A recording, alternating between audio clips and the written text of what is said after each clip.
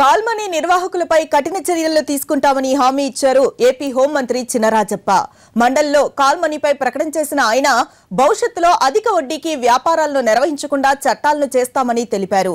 ఈ అసెంబ్లీ సమావేశాల్లోనే చట్టాన్ని ప్రతిపాదిస్తామని హామీ ఇచ్చారు చినరాజప్ప. ఈ రకమైన వడ్డీ వ్యాపారుల ఆగడాలను అణిచివేయాలని స్థిర నిశ్చయంతో ఉంది. అందుకోసం కఠినమైన చట్టాలను తెచ్చి అధిక వడ్డీ వ్యాపారం నియంత్రించడానికి నిర్ణయించుకున్నాం. ఈ కేసులోనైనా అధిక వడ్డీలతో పాటు మహిళలపై లైంగిక వేధింపులకు పాల్పడితే నిందితులపై సవరించిన ఐపీసీ సెక్షన్ ప్రకారం నిర్భయ చట్టంగా పేర్కొని కేసు నమోదు చేసి కఠిన చర్యలు తీసుకుంటాం. ఆంధ్రప్రదేశ్లో అధిక వడ్డీ వ్యాపారాలు నియంత్రించడానికి అసెంబ్లీ సమావేశంలోనే కఠిన చర్యలు ప్రతిపాదించు చట్టాన్ని తీసుకొచ్చి దాన్ని అణిచివేస్తాం.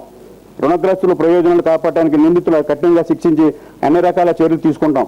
నిర్భయ చట్టం కింద కేసులను త్వరితగతిన పరిష్కరించడానికి విజయవాడలో ప్రత్యేక కోర్టును ఏర్పాటు చేసి ప్రత్యేక ప్రాసిక్యూషన్ నియమించి ఆ బాధ్యతను సత్వరం నిర్మించేలా ఏర్పాటు చేస్తాం.